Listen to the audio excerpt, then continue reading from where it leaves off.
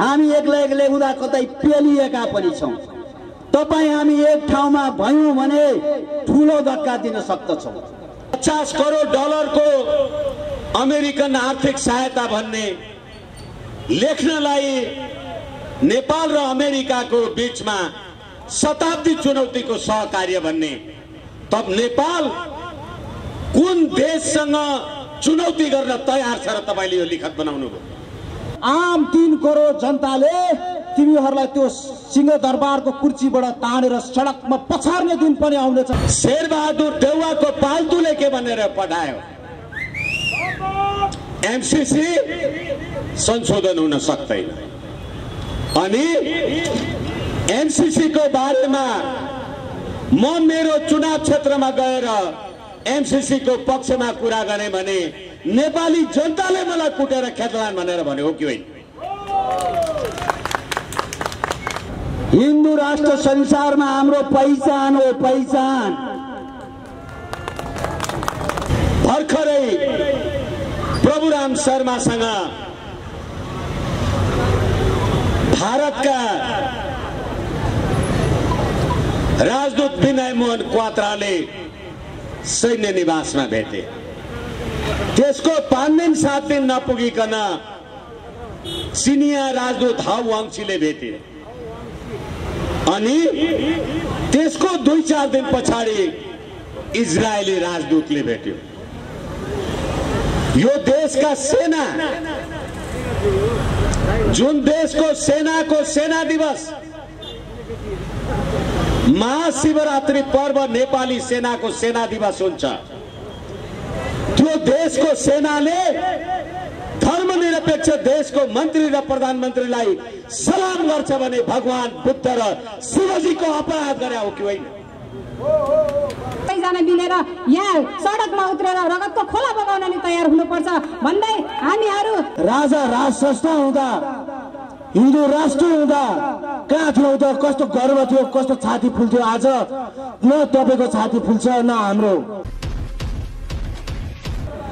नेपालमाथि जुन खालको हमला हुन गइरहेको छ, यसलाई परास्त गर्नको लागि, यसलाई प्रतिकार गर्नको लागि तमाम राष्ट्रवादी शक्तिहरू एक ठाउँमा गोलबद्ध हुनु आजको आवश्यकता हो र सबै राष्ट्रवादी साथीहरूलाई म आग्रह गर्न चाहन्छु, गोलबद्ध बनौं।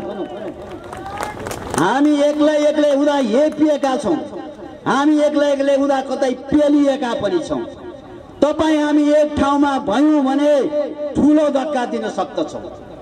मैले हिजो एउटा सञ्चार माध्यममा भनेको थिएँ, यो एमसीसीलाई जबरजस्त पास गर्न लागि भने नेपाली जनताको साथ लिएर संसद भवन घेराउ गरेर त्यहाँबाट सांसदहरूलाई बाहिर निक्लन नदिएर यसलाई खारेज गराउने काम तपाई हामी राष्ट्रवादीहरूले गर्नुपर्दछ।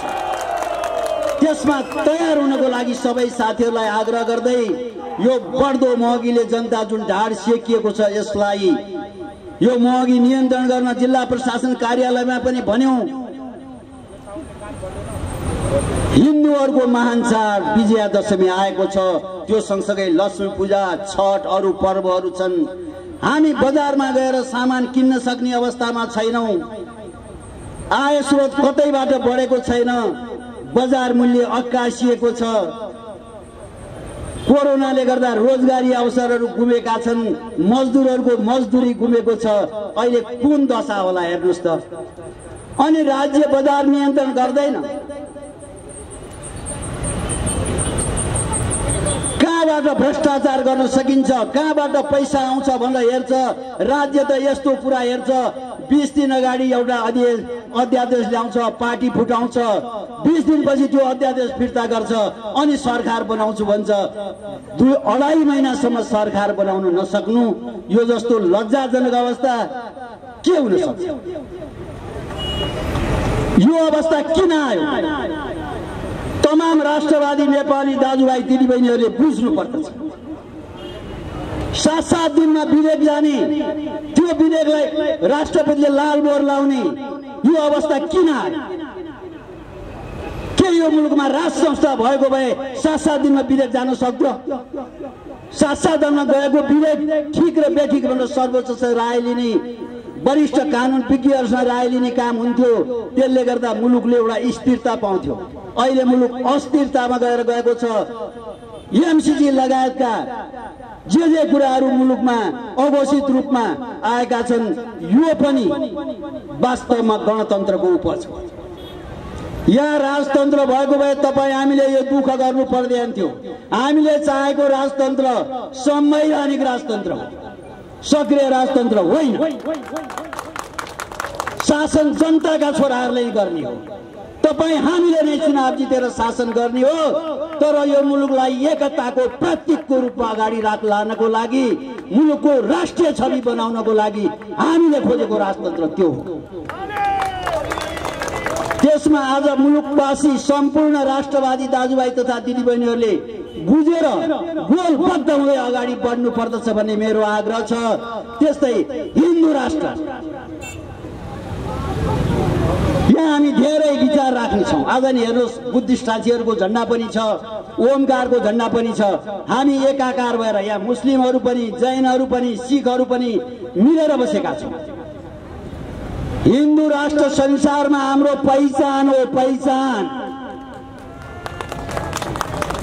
संसारको एकमात्र हिन्दू राष्ट्रको पहिचान मेटाएर यो देशका ठूला दलका नेता बन्नेहरूले ब्रह्म लुट गरेका छन्, अर्ब भ्रष्टाचार गरेका छन्। त्यसलाई निकाल्न नेपाली जनता एक ठाउँमा उभिनुपर्छ। संहिता देख्नु भएको छ नि, संहिताको निकाय जात्रा। मुलुक फेक्न सक्ने अवस्था छैन। तपाईँ हाम्रा छोराछोरी नेपालका नेपाली दाजुभाइ तथा दिदीबहिनीहरू विदेशमा गएर रगत बगाएर ज्यानको बाजी लगाएर कति बाक्सामा फर्केर आएर पठाएको रेमिटेन्सले मुलुक चलाउने र यहाँ भएका उद्योग धन्दाहरू सम्पूर्ण बेच्ने काम यी राष्ट्रघातीहरूले गरेका छन्। यसको हिसाब किताब नेपाली जनताले एक गरेर राख्नु पर्दछ भन्ने मलाई लाग्दछ। भर्खरकै कुरा गरौँ तपाईहरुलाई, एयरलाइन्स बेचिँदैछ, दूरसञ्चार संस्थान बेच्ने तयारी हुँदैछ। एयरलाइन्समा राम्रोसँग गर्यो भने चलाउन सकिन्छ भनेर त्यहाँका कर्मचारीहरू अनसनमा हुनुहुन्छ, आन्दोलनमा हुनुहुन्छ। तर सरकार त्यसलाई बेचेर कमिसन खान खोज्दैछ। तपाईहरुलाई थाहा छ, इटा टायल कारखाना, बाँसबारी छाला उद्योग बिक्री हुँदा कत्रो कमिसनको चलखेलमा त्यहाँका उद्योगहरू विस्थापित गराइए। यही बाटोमा टलीबस चल्थ्यो, टलीबस विस्थापित गराइयो। यस्ता सयौं कल कारखाना उद्योगहरू विस्थापित गराइएको छ र अहिले एयरलाइन्स पनि विस्थापित गराउने माफियाहरूको हातमा दिने तयारी हुँदैछ।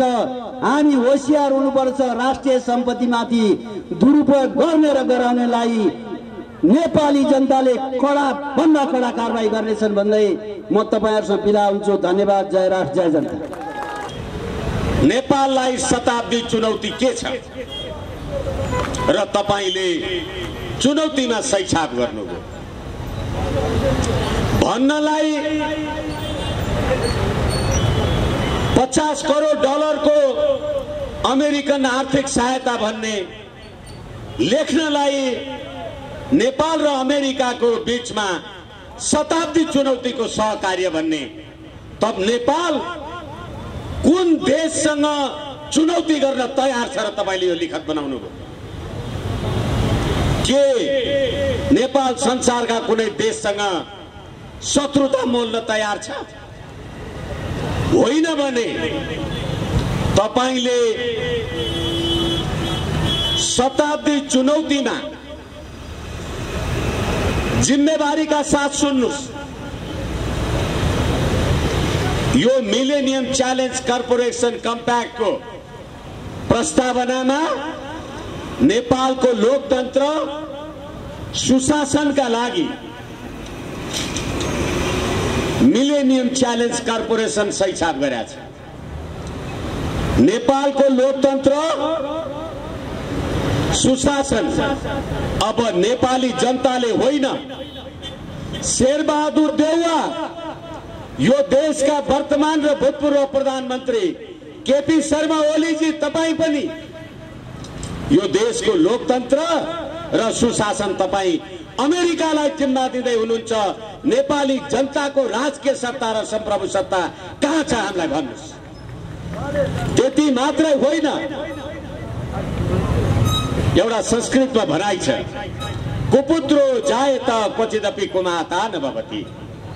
आमा चाहिँ कुमाता हुन्न अरे, छोरो चाहिँ कुपुत्र पनि हुन्छ अरे। यो सरकारका कुपुत्रले भनेको एउटा कुरा म तपाईलाई सुनाउँछु। सामाजिक सञ्जालमा शेरबहादुर देउवाको पार्टीको कुनै एउटा वरिष्ठ हुँ भन्नेले भन्यो, नेपालमा एमसीसी चाहिँदैन भन्ने नेपालीहरू, तपाईं नेपालीहरू पनि आजकल फेसबुक ट्विटर चलाउनुहुन्छ होला। तपाईं सुरक्षा कर्मी कर्मचारी जागिर सेना पुलिस तपाईहरू पनि चलाउनुहुन्छ होला। नेपाललाई एमसीसी चाहिँदैन भन्ने नेपालीहरू कुकुरलाई घिउ नपसे जस्ता नेपाली हुन् भनेर नेपाली जनतालाई कुकुर भन्ने राज्य सत्तालाई सलाम गर्ने तपाईहरूको तिम्रो अधिकार छ। नेपाली जनतालाई कुकुर भन्ने, नेपाली जनताको राजकीय सत्ता, नेपाली जनताको सम्प्रभु सत्ता अमेरिकालाई जिम्मा बजायौं भन्ने हिजो मात्रै तपाईहरूले सुन्नुभयो होला। यो देशको परराष्ट्र मन्त्रीको रूपमा अहिले संयुक्त राष्ट्रसङ्घको 76औं महासभामा भाग लिन गएको शेरबहादुर देउवाको पाल्तुले के भनेर पठायो, एमसीसी संशोधन हुन सक्दैन। अनि एमसीसी को बारेमा म मेरो चुनाव क्षेत्रमा गएर एमसीसी को पक्षमा कुरा गरे भने नेपाली जनताले मलाई कुटेर खेतलान भनेर भन्यो हो कि होइन? अब भर्खरै आम सञ्चारमा एउटा पत्रिकामा समाचार प्रकाशित भएको छ। समाचार होइन, एउटा आर्टिकल प्रकाशित भएको छ। त्यसमा चिनिया अवधारणालाई प्रस्तुत गर्दै के भनियो भने नेपालका प्रधानमन्त्री, मन्त्री, राजदूत, कर्मचारी र कारिन्दाहरू अमेरिकासँग बिक्न सक्छन्, तर फातेमा सुमार आएर फर्किएपछि 3 करोड नेपाली जनतालाई कांग्रेस, एमाले, माओवादीको सरकारले किन्न सक्दैन र अमेरिका थर्केर गयो भनेर लेखेको छ। पढ्नु भएको छ, हेर्नु भएको छ। त्यसै एमसीसी के हो एमसीसी? अब नेपाल सरकारले 2078 भदौ 18 गते फातेमा सुमार एमसीसीलाई एउटा पत्र लेख्यो। भर्खरै प्रभुराम शर्मासँग भारतका राजदूत विनय मोहन क्वात्राले सैन्य निवासमा भेटे। त्यसको 5 दिन 7 दिन नपुगिकन चिनिया राजदूत हाउ वाङछीले भेटे अनि त्यसको 2-4 दिन पछाडि इजरायली राजदूतले भेट्यो। यो देशका सेना, जुन देशको सेनाको सेना दिवस, महाशिवरात्रि पर्व नेपाली सेनाको सेना दिवस हुन्छ, त्यो देशको सेनाले धर्मनिरपेक्ष देशको मन्त्री र प्रधानमन्त्रीलाई सलाम गर्छ भने भगवान बुद्ध र शिवजीको अपराध गरे हो कि होइन? होइन भने धर्मनिरपेक्ष देशको सेना महाशिवरात्रि जसको सेना दिवस हुन्छ, त्यो देश धर्मनिरपेक्ष देश कसरी हुन्छ मलाई भन्नुस् त? हुन्छ किनभनेदेखि फिरङ्गीहरू देशभित्र आए भने मुलुक समाप्त पारेर छाड्छन्। आज एमसीसी को दफा 5 अमेरिकाको वर्तमान कानून र भविष्यमा बन्ने नीतिको उल्लङ्घन भएमा नेपालको सम्प्रभुता भन्दा एमसीसी माथि हुन्छ भनेर प्रश्न फातेमा सुमारले लेखेको छ। अहिले तिनीहरू भन्ने आदरणीय दाजुभाइ तथा दिदीबहिनीहरू, यो देशमा पटक पटक प्रतिनिधि सभा विघटन गर्नु अनि तपाईहरूले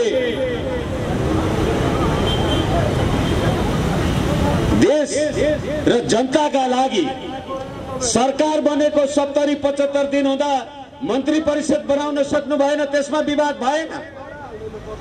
तर तपाईले एमसीसी पास गर्ने कुरामा एउटा कुरा याद गर्नुस्, यिनै बाबुराम भट्टराई भन्ने प्रवृत्ति हुन्। बुढी गण्डकी प्रोजेक्टमा 1917 मा नेपालका अहिलेका प्रधानमन्त्री शेरबहादुर देउवा, केपी शर्मा ओली र पुष्पकमल दाहालले बुढी गण्डकीबाट 9 अर्ब भ्रष्टाचार गरेका छन्। त्यसको प्रमाण दिन सक्छु, सकिन भने झुन्डिन तयार छु। कहिले भने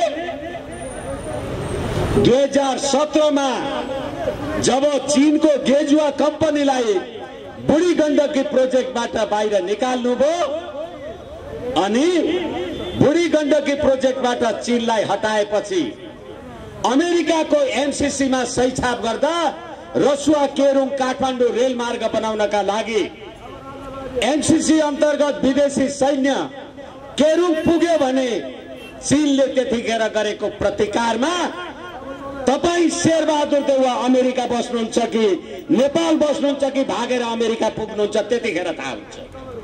यसै कारणले गर्दाखेरि चीनले भन्यो बेल्ट एन्ड रोड इनिसिएटिभ्स र सी जिनपिङले भने चीनिया कम्युनिस्ट पार्टीको 100औं वार्षिकोत्सवमा जतिखेर G7 को बैठक फ्रान्समा बसिराखेको थियो त्यतिखेर चीनिया शक्तिलाई कमजोर ठान्ने शक्तिहरूलाई चीनले आफ्नो तरहले तह लगाउँछ भनेर उहाँले जे भन्नु भएको थियो त्यसको 4 महिना बित्दा नबित्दा आज तपाईले नेपालमा एमसीसी ल्याएर नेपालको असंलग्न परराष्ट्र नीतिको विरुद्धमा जे कामकाज गर्न खोज्दै हुनुहुन्छ र अहिले 14 सेप्टेम्बर 2017 मा 50 करोड डलरको सही छाप गर्ने यो सरकार अब फातेमा सुमारलाई सोध्दैछ यो दफा 5 को कुरा के हो, दफा 8 को कुरा के हो। यही ज्ञानेन्द्र बहादुर कार्की भन्ने कुलङ्गारहरू होइनन् जो अर्थमन्त्री हुँदा त्यहाँ सही गरेका थिए। अहिलेको अर्थमन्त्री पुष्पकमल दाहालको पार्टीको मान्छे फातेमा सुमारसँग कुरा गर्दा एमसीसी पास गर्ने अनि पुष्पकमल दाहाल भन्छ एमसीसी संशोधन नगरिकन पास हुँदैन भन्ने। वाह, हिजो 2052 सालको जनयुद्ध सुरु गर्दा माओवादीको टाउको काटेर झोलामा हालेर ले त्यही झोलाभरि पैसा लिएर जा भन्ने शेरबहादुर देउवा र माओवादीका अध्यक्ष पुष्पकमल दाहाल प्रचण्डको पार्टीले अहिले दुईटै मिलेर एमसीसी नेपालमा भित्र्याएर देशको राष्ट्रियता समाप्त गर्दैछन्। किन गर्दैछन्? 17,000 नेपाली जनता मारेका, सत्य निरूपण मेलमिलाप आयोगमा परेका 60,000 उजुरीहरू र पुष्पकमल दाहालले भने म हेग जान पाएँ भने भाग्यमानी हुन्छु, किनभने अमेरिकाले तपाईहरूको नाम बाबुराम भट्टराई, पुष्पकमल दाहाल, रामबहादुर थापा बादल लगायतका मान्छेहरू तपाईहरुको नाम आतंककारीको सूचीबाट हटाएको मात्रै हो, तपाईहरु आतंककारी होइन भनेको छैन। तपाई एमसीसी पास नगर्नुस्, तपाई हेग जान तयार हुनुपर्छ। त्यो कष्टले गर्दा आइराख्नु भएको छ। तपाईले 17,000 नेपाली जनताको शहादत गर्नुभयो। आदरणीय दाजुभाइ तथा दिदीबहिनीहरु, तपाईको भाइ बहिनी ज्वाइँ जेठान छोरा बुहारीलाई मार्ने मान्छेलाई लाइन लागेर भोट हालेर सिंहदरबारमा तपाईले पठाएपछि तिनै कुलंगारले एमसीसी मा सही गर्छन् भने जनता कहाँ छन् याद गर्नुस्। के गरेका छन् नेपाली जनताले? होइन भने कुदेर त सिंहदरबार पुगिँदैन। यो देशका पण्डितहरू, कुमारीको पूजा गर्ने यो देशका गुठीका नेवारहरू, म तपाईहरुलाई पनि भन्दैछु, युगौंदेखि चलेर आएको धर्म संस्कृति सभ्यता गुठी कुमारी जात्रा हेर्नुहोस्। यो देशको राज संस्था भनेको जब पृथ्वीनारायण शाहले कीर्तिपुरमा आक्रमण गरेका थिए पहिलो पल्ट, कीर्तिपुरका नेवारी सेनाहरूले पृथ्वीनारायण शाहलाई मार्न लागेका थिए। त्यतिखेर उनीहरूले भने होइन, रैतीले राजा मार्नु हुँदैन, राजालाई मार्ने राजै हुनुपर्छ, त्यसकारण पृथ्वीनारायण शाहलाई नमार्नुस्। तपाईहरुले नमारेको कारणले गर्दा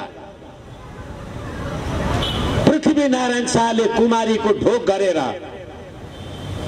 कुमारीलाई दर्शन गरेर यो देशको राष्ट्रिय एकता अखण्डता त बचाए, तर मुलुकमा संघीय लोकतान्त्रिक धर्मनिरपेक्ष गणतन्त्र बनाउनका लागि 62-63 मा निरन्तर ढुङ्गा हानेर गणतन्त्र त ल्याउनु भयो, तर घरमा बसेको छोरी भर्जिन मदर र लिभिङ टुगेदर, छोरीले नाति पाउनु भयो, ज्वाइँ देखाउनु पर्दैन, त्यो सभ्यता संस्कृति लिएर आउनुभयो।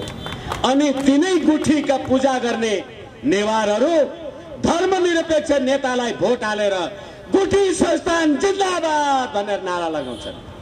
यसै कारणले गर्दाखेरि म एउटा कानुनको विद्यार्थी, मैले सम्मानित सर्वोच्च अदालतमा प्रतिनिधि सभा विघटनको मुद्दामा इजलास समक्ष भनेको छु,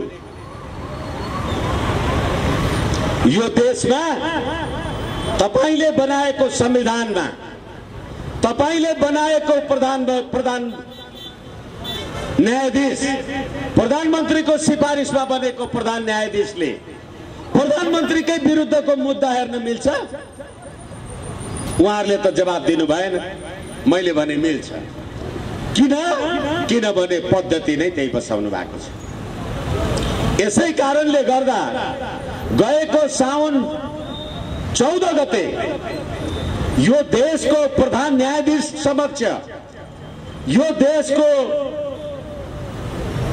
सर्वोच्च अदालतको न्यायाधीशले अदालतमा भ्रष्टाचारी र अपराधीहरूको वर्चस्व छ भनेर प्रतिवेदन दिएको छ।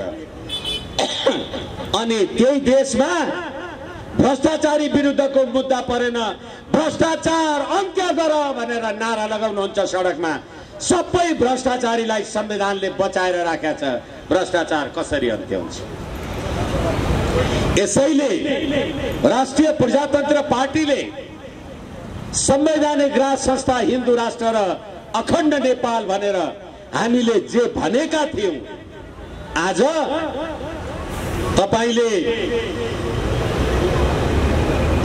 पृथ्वीनारायण शाहको शालिगलाई लातले हानेर लेनिन, माओ त्से-तुङ र स्टालिनको शालिगलाई पूजा गर्ने चरित्रलाई जसरी नेपाली जनताले विदेशी शक्तिको भरमा स्थापित गरे, त्यही विदेशी शक्तिको बलमा एमसीसी 2017 मा सही छाप भयो। त्यति सही छाप मात्रै भएन, फातेमा सुमारले अस्ति आएर भनिन् एमसीसी संशोधन हुँदैन। पास गर्नुहुन्छ यसै पास गर्नुहोस्, पास गर्नुहुन्न संशोधन हुँदैन। यदि पास गर्नु भएन भने संसारबाट आउने सम्पूर्ण सहायता अमेरिकाले रोकिदिन्छ। अब म गरिब छु, तपाईँ मलाई 10 रुपियाँ दिइराख्नु भएको छ, म लिदिनँ भन्दैछु भने तपाईँ मलाई कोच्याइराख्नुहुन्छ भने त्यो सामरिक सुरक्षा अन्तर्गतको विषय होइन भने के हो? म तपाईलाई दुईवटा राजदूतको कथनलाई उदाहरणको रूपमा प्रस्तुत गर्न सक्दछु। भर्खरै फातेमा सुमार आउँदा तत्कालीन नेपालका लागि अमेरिकाका राजदूत शंकर शर्मा भन्ने एउटा मान्छेले भन्यो यो विशुद्ध आर्थिक सहयोग हो। त्यतिखेरै चीनका लागि नेपाली राजदूत टंक कार्की भन्ने अर्को मान्छेले भन्यो होइन, यो नेपालको सार्वभौम सत्ता भन्दा माथि छ, यो आईपीएस को इंटेग्रल पार्ट हो। अब भन्नुस् यो देशको दुईवटा देशका राजदूत एउटाले भन्छ आईपीएस इंडो पैसिफिक स्ट्राटेजी अन्तर्गत हो, अर्कोले भन्छ यो विशुद्ध आर्थिक सहयोग हो। देश के गर्छ?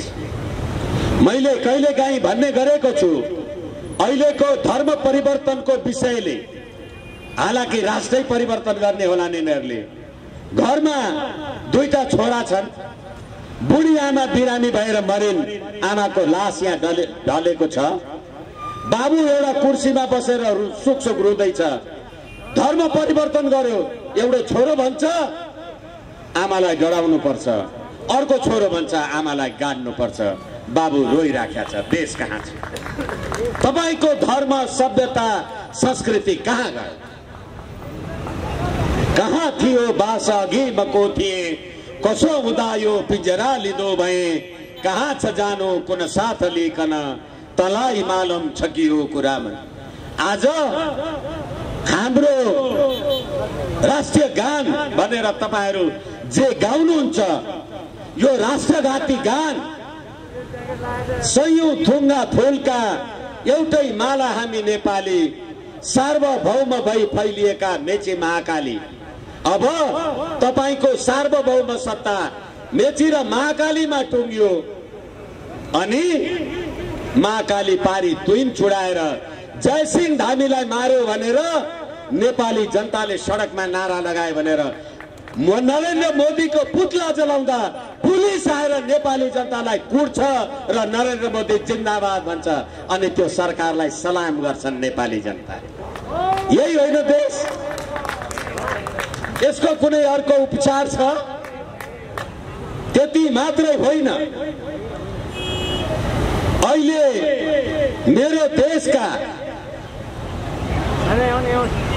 सम्पूर्ण दाजुभाइ तथा दिदीबहिनीहरू, सुरक्षा निकायका मान्छेहरूलाई पनि अहिले होला कसैको नाउँ रामबहादुर होला, कोही कृष्णबहादुर होला, कोही हरिबहादुर होला, त्यो मेरो एउटा हवलदार भाइ किन त्यसको नाउँ कृष्णबहादुर भएको भने किन बा?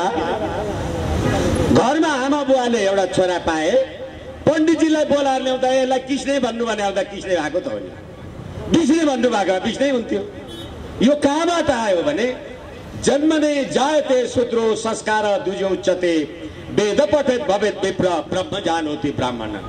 त्यसैले संस्कारले, जुन संस्कारले तिमी नेपाली भयो, जुन संस्कारले तिम्रो नाम रह्यो, तिम्रो प्रतिष्ठा रह्यो, तिम्रो इज्जत रह्यो, तर त्यही संस्कार समाप्त गर्ने संविधानलाई सलाम गर्नुको अर्थ छैन, जरुरी छैन। यसै कारणले गर्दा यो एनसीसी नेपालको राष्ट्र, राष्ट्रियता, राष्ट्रिय एकता, समृद्धि, समुन्नतिलाई समाप्त गर्ने यो क्रियाको लागि नेपाली जनताको क्रियाशील जागरुकतामा हामीले यसलाई तिरस्कार गर्नुपर्छ र नेपाली जनता आफै स्वाभिमानमा उभिनुपर्छ।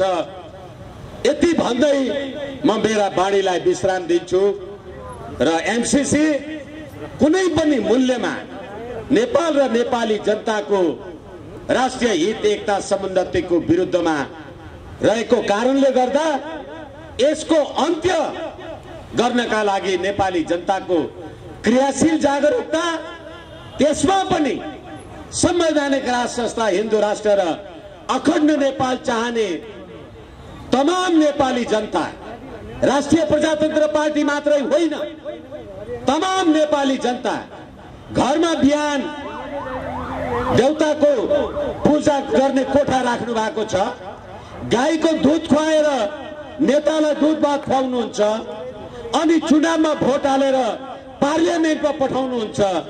गाई काट्नु पाउनुपर्छ भनेर नेताले कानुन बनायो, ताली पड्काएर बस्नुहुन्छ। नेपाली जनता याद गर्नुहोस्। यस कारणले गर्दा तपाईलाई भोक लागेछ, मैले भात खाएर हुँदैन। हाम्रो संस्कृति बचाउन हामी सबै लागौं। एमसीसी मुर्दाबाद। धन्यवाद। हामीलाई हिन्दू राष्ट्र चाहिन्छ, राज संस्था चाहिन्छ र हामीहरूलाई महँगीको चाहिँ विरुद्धमा हामीहरूले एक आवाज उठाउन पर्छ र हामीहरू सबैजना मिलेर यहाँ सडकमा उत्रेर रगतको खोला बगाउन नि तयार हुनुपर्छ भन्दै हामीहरू सब नेपालीहरू सबैजना आएर यहाँ लड्न पर्छ। हामीहरूले एकदमै भ्रष्टाचारलाई रोक्न पर्छ भन्दै म सरला बिक राप्रपा को केन्द्रीय सदस्य र म हाम्रो उत्पीडित उत्थान दलित संगठनको सदस्यको हैसियतले यहाँ बोल्दैछु। यो एउटा विद्रोहको सुरुवात हो जुन आज हामीले यस काठमाडौँको बबरमहलको यो सडकबाट सुरु गरेका छौं। यदि यही ढंगले तिमीहरूको कार्यशैली नबदलिने हो भने भोलि आम 3 करोड जनताले तिमीहरूलाई त्यो सिंहदरबारको कुर्सीबाट तानेर सडकमा पछार्ने दिन पनि आउनेछ भनेर म भन्न चाहन्छु। जुन प्रकारले यो राष्ट्रमाथि एमसीसी भन्ने राष्ट्रघाती सम्झौता लादिएको छ, यो कोसिस भइरहेको छ। जुन प्रकारले हाम्रो राष्ट्रिय एकता, हाम्रो सार्वभौमिकता, हाम्रो अखण्डता, हाम्रो राष्ट्रवादपट्टि हमला गर्ने कोसिस भइरहेको छ, म सिंहदरबारमा बस्ने हे मान्छेहरू तिमीहरूलाई खबरदार भन्न चाहन्छु, यो उद्घोष गर्न चाहन्छु कि अब हामी राष्ट्रवादी 3 करोड सारा नेपाली चुप लाएर बस्नेवाला छैनौं, कदापि छैनौं। म तिमीहरूलाई खबरदार भन्न चाहन्छु। म यहाँहरूलाई प्रश्न गर्न चाहन्छु, यो मञ्चबाट सम्पूर्ण आम जनतालाई समेत म यहाँ प्रश्न गर्न चाहन्छु। जुन 62-63 को जनआन्दोलनको आडमा जुन रगत बगाएर ल्याएको जुन यो व्यवस्था थियो, के हामीले आज यही दिन देख्नको लागि त्यो व्यवस्थाको लागि साथीहरूले बलिदान दिनुभएको थियो त? म यहाँहरूलाई प्रश्न गर्न चाहन्छु, कतै होइन। जुन प्रकारले आज देश यो भूमरीको खाडलमा परिरहेको छ, हामीले महसुस गर्नुपर्छ साथीहरू कि अझ पनि हामी चुप लाएर बस्ने हो कि विद्रोह गर्ने हो? विद्रोह भनेको के हो? विद्रोह भनेको आफ्नो अधिकार प्राप्तिको लागि आफ्नो घरमा कसैले कब्जा गर्न खोज्छ भने आफूमाथि कसैले हमला गर्न त्यसको प्रतिकार गर्नु विद्रोह। अब हामीले आज काठमाडौँ जिल्लाबाट विद्रोह सुरु गरेका छौँ साथीहरू। यो निरन्तर रूपमा देशव्यापी रूपमा एउटा आगोको रूपमा विद्रोहको रूपमा अगाडि बढ्नेछ र राष्ट्रघाती राष्ट्र विरोधी जो राष्ट्रप्रति जुन प्रकारले डलरको खेती गरेर यो देशलाई बेच्ने कोसिस गरिरहेका छन्, उनीहरूलाई त्यो विद्रोहको आगोले दन्दन्दी लाएर चस्ने काम हुनेछ साथीहरू। म यो घोषणा यहाँबाट गर्न चाहन्छु। म यहाँ धेरै टाइम लिन चाहन्न, मित्रमणिजीले अलिकति कार्यक्रम पानी पर्न लाग्यो। त्यसो भएको हुँदा अन्तिममा म सम्पूर्ण सारा यहाँ उपस्थित साथीहरूलाई एक स्वरमा आवाज सहित बुलन्द आवाज सहित भनिदिनु हुन हार्दिक अनुरोध गर्न चाहन्छु। जय राष्ट्रवाद, जय नेपाल आमा, जय मातृभूमि, एमसीसी खारेज गर, राष्ट्रघाती सम्झौता चाहिँदैन। तपाईँ हामी आज हिजोको दिनमा राजा राज संस्था हुँदा, हिन्दू राष्ट्र हुँदा कहाँ थियौँ त? कस्तो गर्व थियो, कस्तो छाती फुल्थ्यो। आज न तपाईँको छाती फुल्छ न हाम्रो। अब हाम्रो लडाई हाम्रो मात्रै रहेन, हाम्रो बाल बच्चाको लागि हो। हाम्रो बाल बच्चाले यो देश नेपाल भन्न पाउन्, नत्र चाइना नेपाल, इन्डिया नेपाल हुन्छ हेर्नु साथीहरू। त्यो भएको हुनाले अब तपाईँ हामी अगाडि बढ्नुपर्छ। अब पनि हामी बसेर सुतेर अरूले बोलिदिन्छ अरूले गरिदिन्छ भनेर बस्यो भने यो देश एक दिन नेपाल नहर्न। त्यही भएर साथीहरू अगाडि आउनुहोस्। आउनुहोस्, छाती फुलाएर आउनुहोस्। यो हाम्रो देशको माटो हो र यो माटोमा जन्मिने हरेक नेपालीलाई शपथ लिनु जरुरी छ। म नेपाली हुँ भन्नको लागि। त्यही भएर यो एमसीसी विरुद्धको जुन अभियान छ यसमा हातेमालो गर्दै अगाडि आउनुहोस्। कर भ्रष्ट यी आन्दोलनमा आउनुहोस्, यसको अगेन्स्टमा बोल्नुहोस्। सहयोग गर्ने नाउँमा हाम्रो देशलाई नै उहाँहरूको मातहतमा रहेर भोलि हामी यहाँबाट रुँदै कराउँदै हामी चाहिँ अब यो जानेनौँ भन्यो भने कानुनले क्षम्य हुँदैन। हिजो हामीले सही गरेर दिइसकेपछि हामीले सहनु सिवाय केही हुँदैन। तसर्थ सम्पूर्ण आम नेपाली दाजुभाइ तथा दिदीबहिनीहरूलाई म भन्दछु, अब त्यो स्पष्ट रूपमा एमसीसी भनेको के हो हामीले अध्ययन गरौँ। त्यसलाई आज ज्ञापन पत्र पनि भएको छ। अब मैले सकेँ। तसर्थ हामी गाउँबाट टोलबाट जागरण हुनुपर्छ। जसले जुनसुकै बेलामा जेसी गरोस् भने हामीले सहेर बस्नु पनि कानुनमा अपराध हुन्छ। सहने काम नगरौँ, सहयौँ। अब धेरै सहेर अब सम्भव छैन। हामी चुरो लगाएर बस्यौँ भने हामीलाई सन्ततिले सराप्ने छ। तसर्थ मैले आज यस ठाउँमा बोल्नलाई मौका दिनुभयो। काठमाडौँ जिल्लाको 9 नम्बर क्षेत्रको तर्फबाट यहाँहरूलाई हार्दिक धन्यवाद।